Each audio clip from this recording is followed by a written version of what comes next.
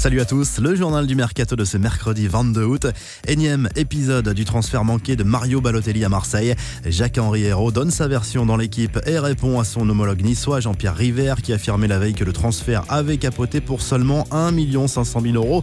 Hérault dément cette version et explique notamment que la durée du contrat et le salaire de Balotelli posaient problème. Il affirme également que l'OM ne recrutera pas de numéro 9 cet été et que la priorité reste l'arrivée d'un milieu défensif. Le président olympien explique par ailleurs que la prolongation de Rudy Garcia est en bonne voie. Direction l'Espagne avec le journal Sport qui fait le point sur le dossier Ivan Rakitic.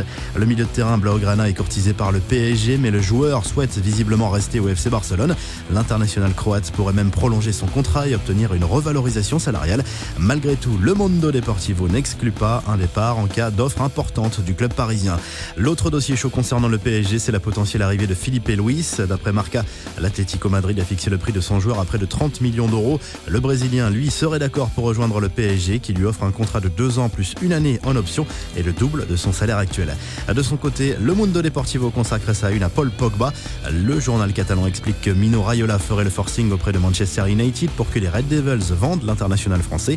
Le Barça est intéressé, mais la tendance irait plutôt vers un potentiel transfert en 2019. En Angleterre, le Sun évoque l'avenir du français Anthony Martial. Après mûre réflexion, l'attaquant de Manchester United aurait pris la décision de rester.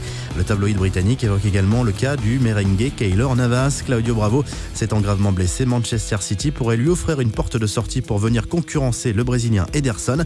En Italie, le Corriere dello Sport revient notamment sur la signature du nouveau contrat de Miralem Pjanic.